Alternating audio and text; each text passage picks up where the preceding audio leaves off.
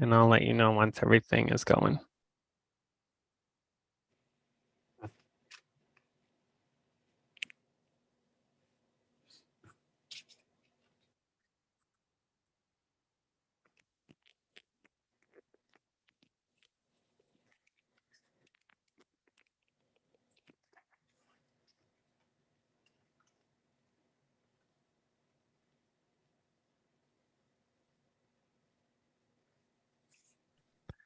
Okay, we're all good on the recording and the live streaming.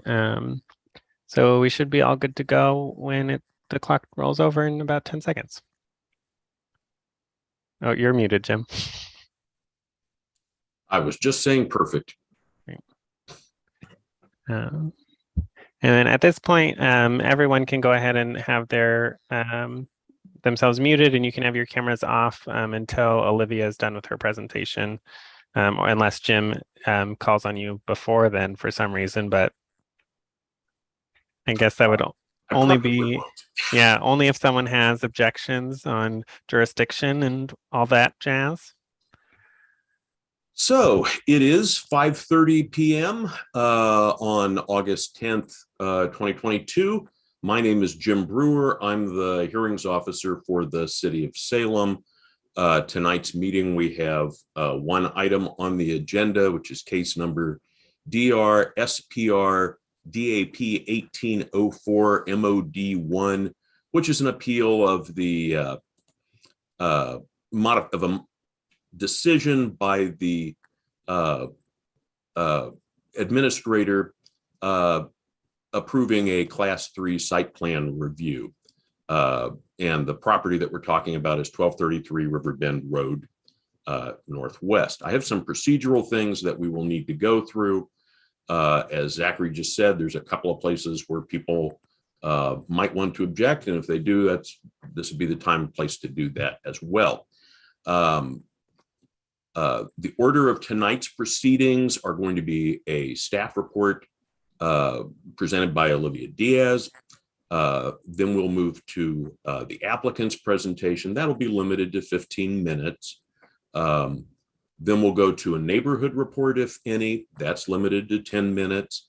Then we'll go to testimony of those who signed in before 3 today from the public. And I think there's only one person who signed up. The way that we would normally do this is we would take testimony in favor of the application, testimony in opposition, neutral testimony. Each of those would be limited to 5 minutes. The applicant then gets an opportunity for rebuttal, limited in scope to issues raised in opposition. And there's a 5-minute time limit on that. And I would close the public hearing. I want to direct everyone's attention to the applicable criteria found in the notice. The testimony and the evidence for the public hearing tonight should be directed towards these criteria because they're really all I can make a decision on.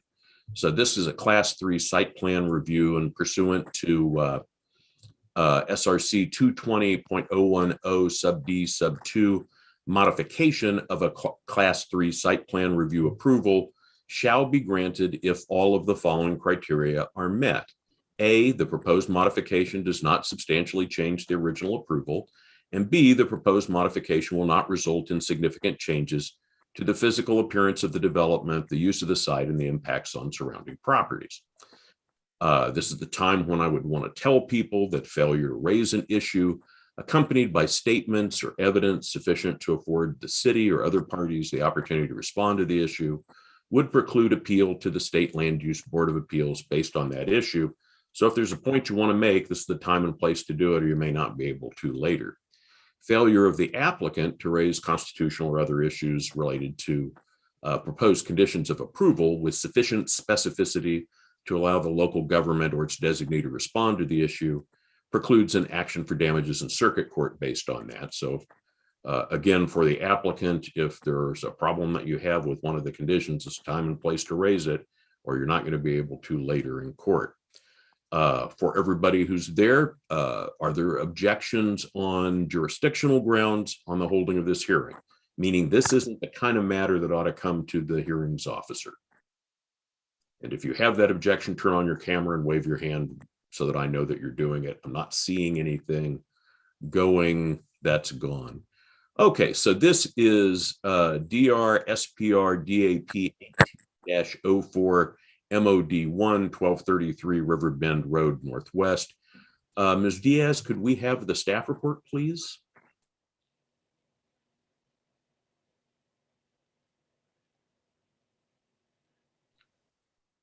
Olivia, are you talking? Nope, I was not talking. Okay. I was trying to make sure the screen shared. Perfect. So good evening. My name is Olivia Diaz. I'm current planning manager with the planning division. We are here, as you said, for design review, site plan review, driveway approach permit 1804 mod 1, located at 1233 Riverbend Road Northwest. I'd like to enter the staff report, all the attachments, and this presentation into the record. Okay, we'll do that. And I've neglected to say that I also received an yeah. email from, I'm sorry, EM Easterly. EM Easterly. We'll also put that into the record. Thank you for the catch. So this application is for a modification to a previously approved site plan review, design review, and driveway approach permit. The original application was for a multifamily development along with commercial development. The multifamily development has been completed and it has changed ownership. The current request is to modify the site plan review only to add some abutting land that the applicant had purchased abutting Wallace Road to create a plaza, which may be used for food trucks. And we'll look at that a little later. The appellants submitted some assignments of error related to the operation of the property, how, the original, it's not the original plan. All of those items are addressed in your staff report as best as I could. So the subject property is located on the corner of Wallace Road and Riverbend Northwest. City limits is on the east side of Wallace Road. You can see that the division of land is now being shown, which is different than the notice map. So the subject property is actually the property on the corner to the east. So that the property shown is in the hatched is the property that has been sold. And then the little green hatched is what the land that was purchased that was added to the site plan review and the reason for the modification. Okay, let me ask a couple of questions. Yeah. This slide is, either of those two slides are fine. I think the email that I got talked about 2 tax lots, but are these separate parcels?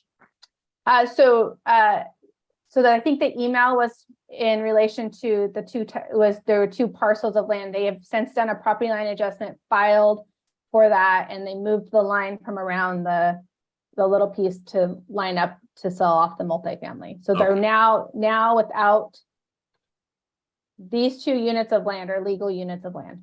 Okay, that was my question. Thank you. Yeah. So the subject property is zoned CR, commercial retail.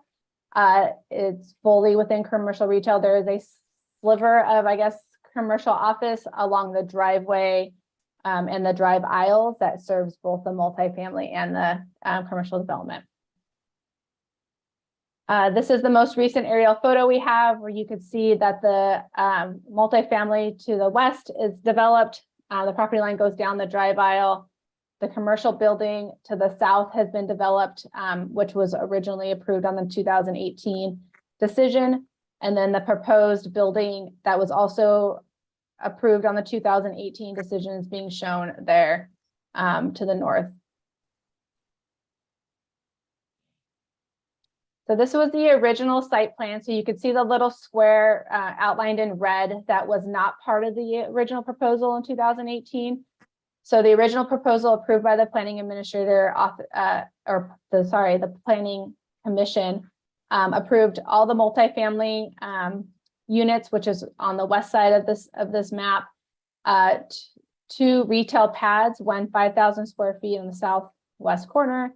And then just north of that next parking lot, a 6,250 square foot commercial pad. So this is the subject property, the proposed site plan for this proposal. I wish that I didn't make that live. I'm sorry. The pad to the south is still 5,000 square feet, 5,100 square feet. And then the proposed, the existing proposed commercial development here is actually smaller than what was originally proposed. And then under the live, under my hatching where the property was is where there is a plaza and they're showing food trucks. And I can fix that for you in a minute. There was no public agency comment in addition to what was in the original staff report in 2018. No one had comments. Building and Safety, Public Works, Fire did not have any additional comments related to the modification of criteria. West Salem Neighborhood Association did submit a letter in support, as you have from EM. Staff recommends you approve the modification and of the site plan review with conditions.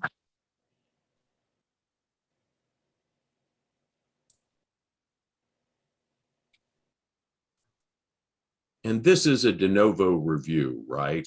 I'm looking at it fresh. I'm not reviewing the director's decision for an error particularly. It's does this meet these criteria?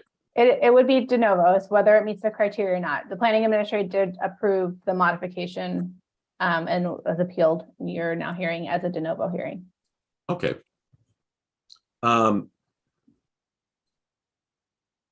The sliver of the subject site that has, I think it's the CO zoning instead of the CR along the drive.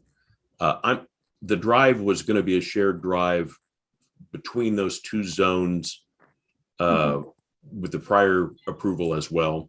Correct. And there's not a request to have that change. Nope. Okay, thank you. Okay. We may come back if I have questions for you later. Thank you. Okay.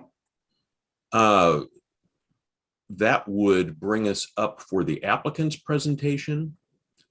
And would the applicant like to say something? You have 15 minutes.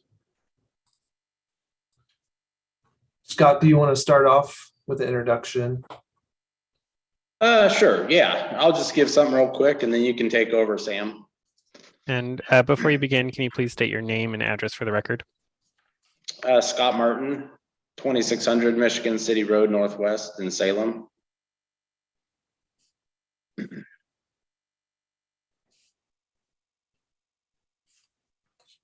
Thank you. You don't have to wait after you give it. You can just go. Okay. Go right Thank you.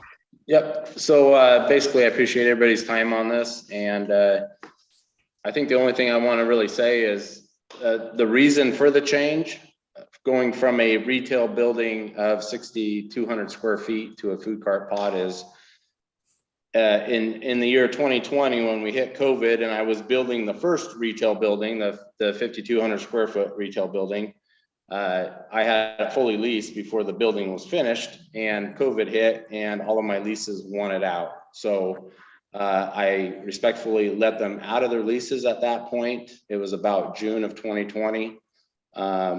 I wasn't sure what direction to go in the way of to continue building this first retail building. So I shut it down. I didn't continue it. It was about halfway done until the end of 2020 when we started getting more interest in retail again and people were kind of past the COVID thing. So I decided to finish this first retail building and start leasing it in 2021. Currently in this building, we have a upscale nail salon. We have an upscale hair salon coming in.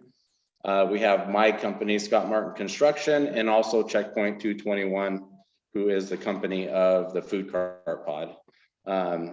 So we're 75% leased up on this building, which is exciting. But the reason for the change is 2020, going through 2020, I really couldn't see building another retail building because it's been hard enough to lease this first one. So I decided to change to a food cart pod because people need to eat. People seem to love the food cart business, going to one spot and having a variety of choices. They can bring their families and go to one location and have a variety of options. I visited several food cart pods between Albany and Portland. And even during COVID, those businesses were fairly busy because you could keep your distance, you could have plenty of space in between people. So I made a decision during COVID to change gears. So if I would have known the outcome of COVID and that retail would come back around, I might have I might have stuck with building another retail building, but that's all in the past. So so that was kind of my thinking on the food cart thing. I enjoy the atmosphere of food cart pods. I like this to be a family-oriented amenity.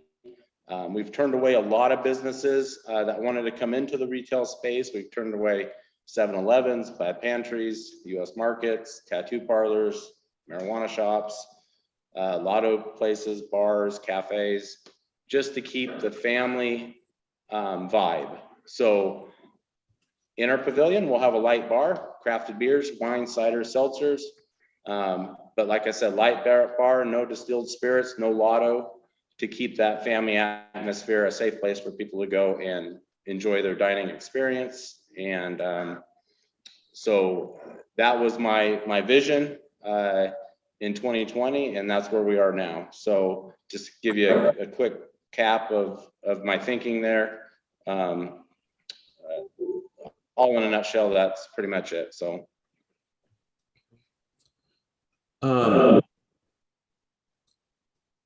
I know you have other people there, but I will ask you, and if somebody else ought to be responding for you, that's fine.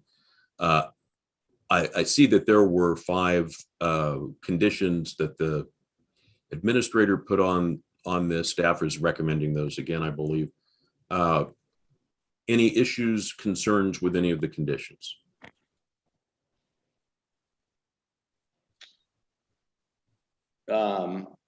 Sam, do you want to respond to that? Yeah, Scott. Sam Thomas, Lenny Architecture, 3150 Kettle Court, Southeast Salem, Oregon, 97301. We have reviewed the conditions of approval from the planning administrator's decision, and we accept those conditions as part of approval of this project. Okay, thank you. Anything else from the applicant?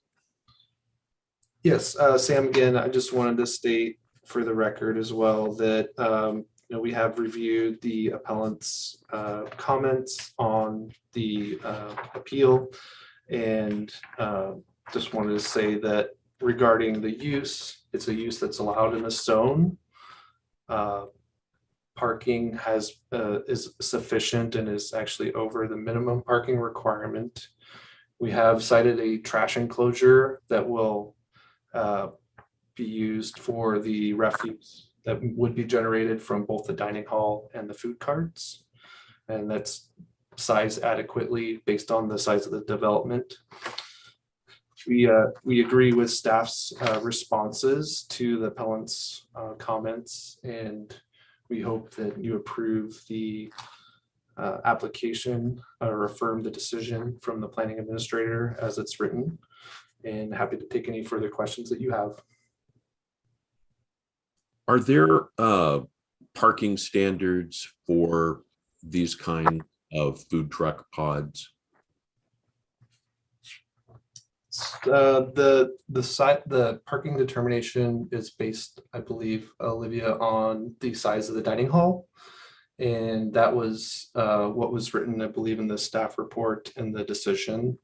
A lot of the parking for this development was existing and was contemplated based on the previous retail building size. So the staff report does indicate that even with this change of the plaza, the dining hall, and the mobile food units on the site, they would still be in compliance with the minimum parking for the site as a whole. Okay. Thank you. Yep. Olivia, you popped in. Do you want to? I wanted to answer your question if you had wanted more help with that. Okay, thank you. Anything else from the applicant? I don't have anything else. Okay. No, sir. We'll come back to you later if we have testimony in opposition. And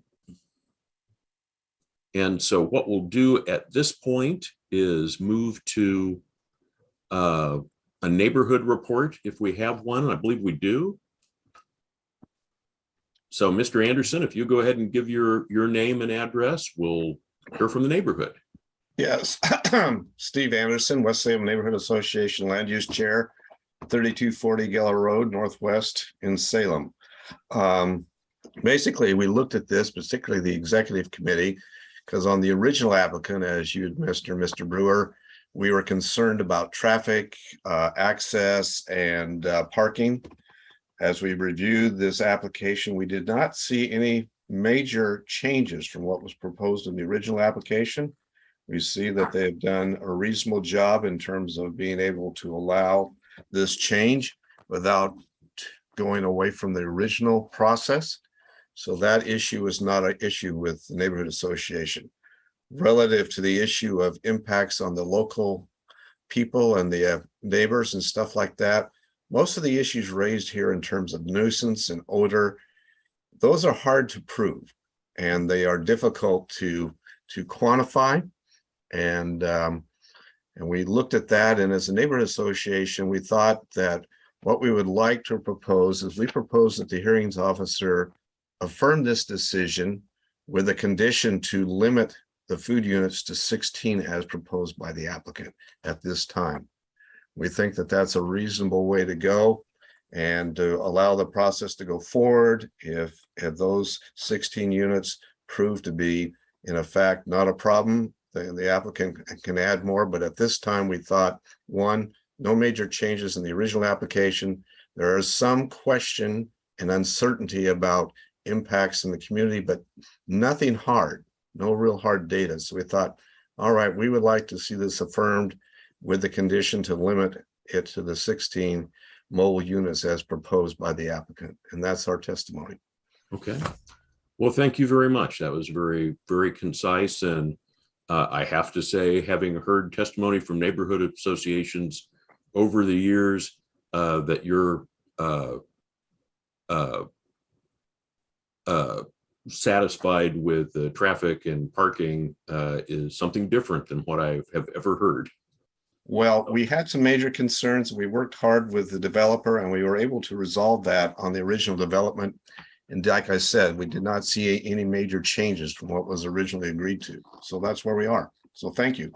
Excellent. Thank you. With that, we have some people who did sign in. Do we have, Zachary, did we divide those into people in favor, people in opposition? I think we just have one person who signed in. Yeah, we just have EM, and I believe that they're speaking in favor based on their written comments, but they could surprise me. Okay. And so EM, if you would like to speak. Quickly, you've seen my written testimony. It provided information detailing the fact that we have two zones side by side. You've addressed that. I am willing to answer any questions, but at this point, I have no further testimony. Okay, thank you very much. I appreciated that. I actually thought the graphic that you included was useful to me in seeing the differences between the two zones that are on this property. It's always kind of odd when there's a split zone like that. So thank you. And then EM, can I get your address real quick for the record?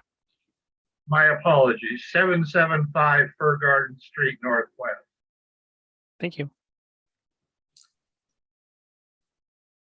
So with that, we don't have any testimony in opposition? Not from the public. We still have the appellant. Okay. Okay. Well, de novo hearings, I think that since the appellant signed up, we'll take the appellant then as testimony in opposition, please.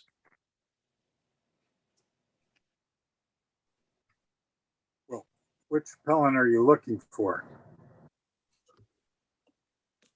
Do you want Debbie, or do you want David Keys? My reading of the appeal may have been faulty, but I thought Mr. Keys was representing Debbie. Is that right? If there are more than one appellants, I am happy to have both of them or all of them speak. That's fine. I can go ahead and speak first, and then David could add on what I miss. All right, very good. So again, if you'd give your name and your address for the record, and then go ahead and provide your testimony. Yeah, Deborah Bjornson, 900 Southwest Fifth Avenue, Portland, Oregon, 97204. Thank you. So my concerns, some of the discussions already been talked about, was obviously the parking issue, because we do have a shared driveway. Mhm. And in the shared driveway, we put together a contract that we both take care of it together if there's issues with it, with breakdown and stuff. But sounds like that's really not an issue on the city side. But my main thing is they haven't really addressed, they've addressed the garbage issue, and I understand that, but with food, you get rodents. So I haven't heard anything about rodent issues. And if there's any garbage that's gonna be flying into the apartment side, that's a concern for me. And then I also haven't heard anything about the hours of operation, especially eating outside. It could be noisy, especially on the weekends. So is that going to be controlled or not controlled?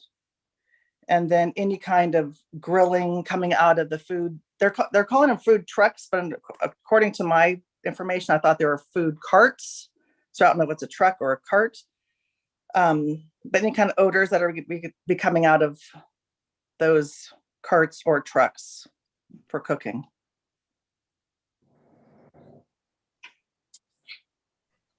And basically that was my concerns.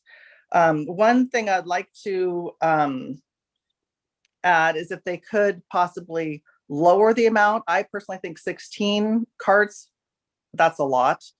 I'm close to a food cart over here in Oregon City, and they have about, I think I counted about 10 over there. I could be wrong. And that's a lot and that's in an urban area. And they just opened one in West Lynn a couple weeks ago. And that has currently four, a total of 7 will be in there. And when I was there, I went there last Friday night and noticed the garbage cans were overflowing and garbage was blowing out into the streets. And that's what I have to say. David, do you have anything else? Yeah, this is Dave Keys, 900 Southwest 97204.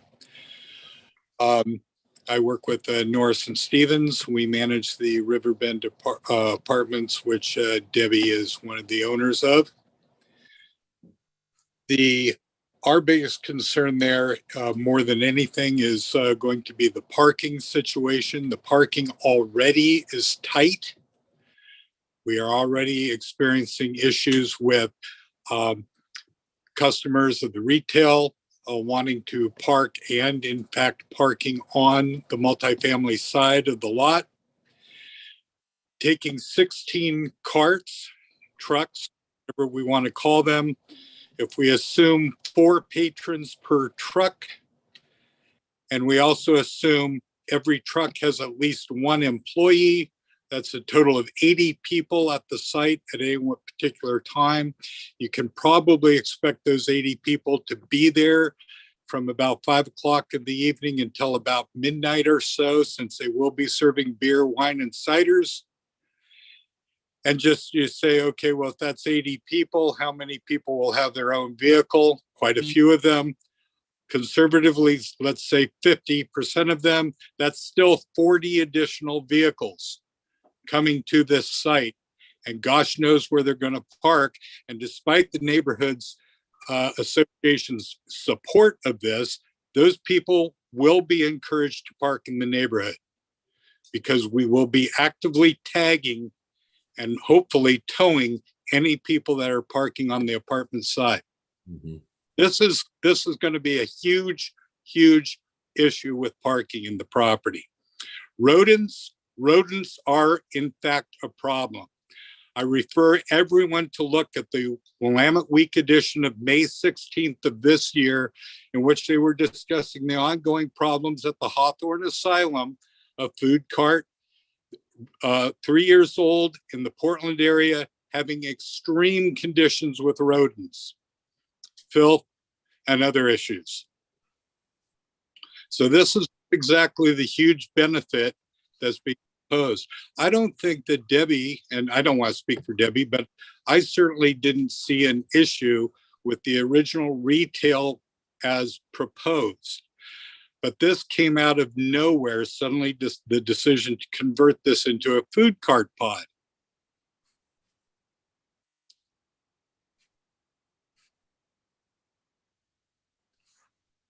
That's it for me now. Okay.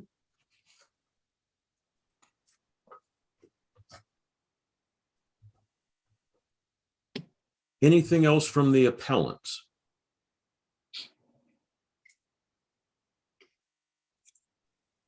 No, I don't have anything else. Okay.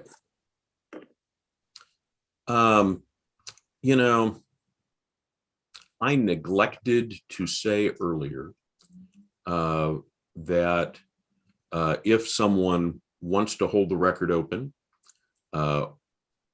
they can ask to have the record held open to provide additional written testimony. And so I will give people an opportunity to make that request if they want to, and that goes for the applicant, the neighborhood association, people who spoke in favor, people who spoke in opposition.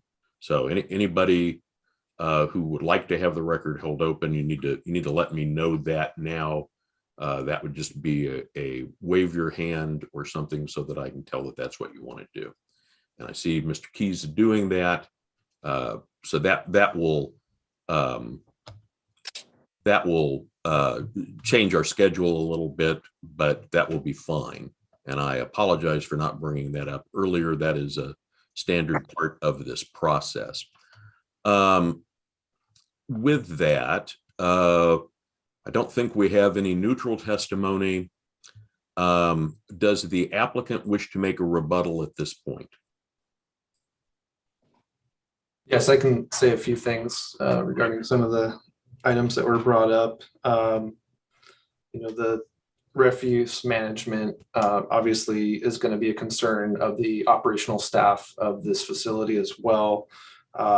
There's pest control companies that can be contracted with if there's issues. Obviously, it's going to be bad for business in the first place if something like that is to occur. So it's in the owner operator's best interest to be on top of that. And there, with the solid waste management company contracts, there can be more frequent servicing of the refuse bins if it does appear that the volume of refuse generated, exceeds the pickups. So that's something operationally that can be handled. Regarding hours of operation, I don't have insight on that particularly, but maybe Scott, if you wanted to chime in on that particular item. I think semantically, food cart, food trucks is synonymous. Essentially, it's a mobile food unit where food is prepared and served from either mobile or a truck, maybe that it has it's self-propelled, but either way, it would form the same function. And regarding less food carts, we provided a layout to show kind of the potential for the site. Scott, I believe that would kind of depend on obviously interest, but the intent and what we supplied on the site plan was to show, the maximum food carts that could be allowed at any one time, which would be 16, and that would be something we would want to hold at that number.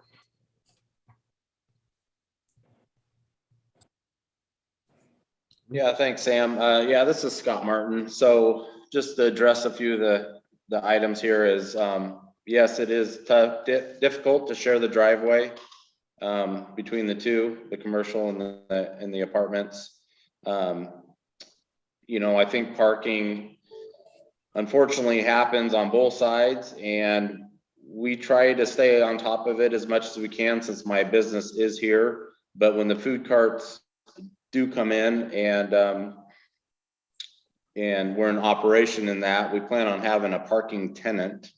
And that isn't just for our side, that's also for the apartment side to keep our customers from parking in the apartment spaces and vice versa. So that is already in the plan to have that. I'm not really building stuff to cause issues, to be honest. I'm trying to build the best product out here as possible, and to have something upper class, and to stay on top of it. So we have, so yes, parking is always a concern for sure. But I'll do what I can to stay on top of that and to hire the right people to do that. The rodents, the same thing, like Sam said, we have rodent pest control for this retail building, and we plan on using them for the food cart pod and the pavilion, and to keep that under control if it becomes a problem, especially. The odor, I don't know what to say about that. We could have easily put a restaurant in the retail building, I guess. We had a Japanese restaurant that was interested in taking up the whole 6,200 square feet.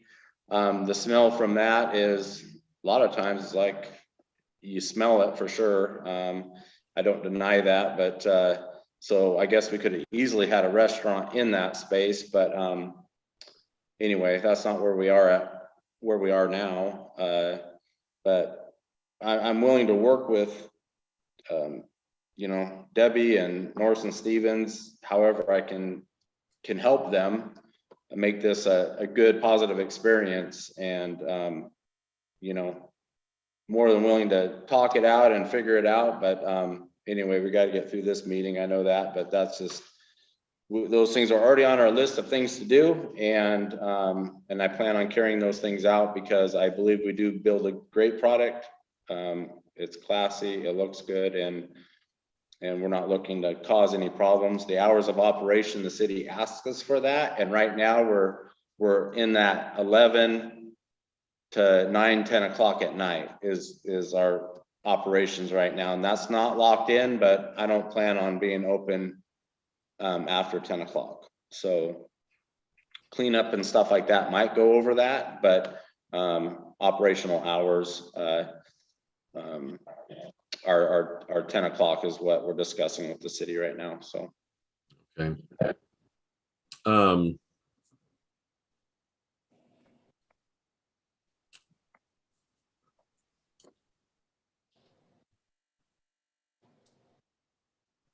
Okay, with that, we have had a request to have the record held open. And the way that this works is that we'll hold the record open until 5 p.m. I think it's August 17th. Then the applicant always gets the last word. And the first 7 days is for anybody, anything, additional written testimony. The applicant then gets an opportunity to provide a final written argument. The applicant has the burden of proof. They get the last word on this stuff. That would be 5 p.m. August 24th.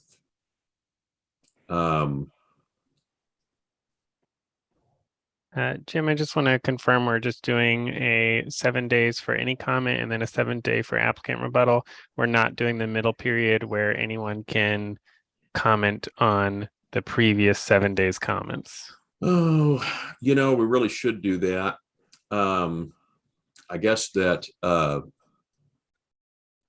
so I think you're right. The record should stay open until 5 p.m. August 17th for anything, then kind of written rebuttal on that by 5 p.m. August 24th. And then the applicant gets a final week for a final written argument. With that, The hearing itself is going to be closed. Unless I see Olivia came back up. Olivia, do you have something else that? I just wanted to bring your attention to the way the city treats the mobile food units. And I'm not sure if you had a chance to look at chapter 30, but they're. I did. In Okay. fact, that was one of the useful things about Mr. Easterly's testimony, is it took me there out of curiosity to confirm what that testimony said. Okay, so they're allowed in any parking, excess parking spaces regardless of, Yeah, I think really what we're looking at are just the criteria for the modification, and that's that kind of final sentence there that I think is what everything is pushing under in the final criterion there. I want to thank everybody tonight. I know that these are